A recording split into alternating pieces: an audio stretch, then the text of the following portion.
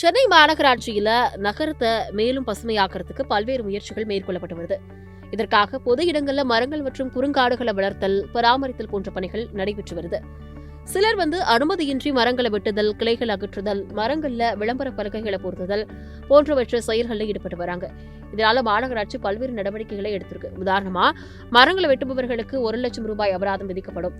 மேலும் கிளைகளை வெட்டுதல், மரங்களில் விளக்குகள் பொருத்துதல் போன்ற செயல்களுக்கு 15,000 ரூபாய் அபராதம் விதிக்கப்படும் சொல்லியிருக்கு. முன்பு மரங்கள் அகற்றுதல், கிளைகள் அகற்றுதல் போன்ற சேவைகள் வனத்துறை மூலமா விண்ணப்பிக்க வேண்டியிருந்தது. ஆனா இது பொதுமக்களுக்கு சிக்கலா இருந்துச்சு.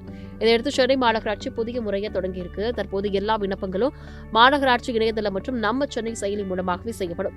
அதாவது அரசு அல்லது தனியார் சார்ந்தவர்கள் யாரும் விரும்பினால் மாநகராட்சியின் பசுமை குழு போர்ட்டல் வழியாகவே மரங்களை அகற்றுதல், கிளைகள் அகற்றுதல் போன்ற சேவைகளுக்கான விண்ணப்பங்களை சமர்ப்பிக்கலாம். இதன் மூலம் விண்ணப்பங்கள் எளிதா, விரைவா செயல்படும். மேலும் மரங்கள் பாதுகாக்கப்படும். எனவே சென்னை மாநகராட்சியின் இணையதளம் மற்றும் நம்ம செயலியை பயன்படுத்தி மரங்கள் மற்றும் கிளைகள் தொடர்பான சேவைகளை பெற வேண்டும்னு அனைவரும் கவனித்துக் கொள்ள வேண்டிய விஷயம்.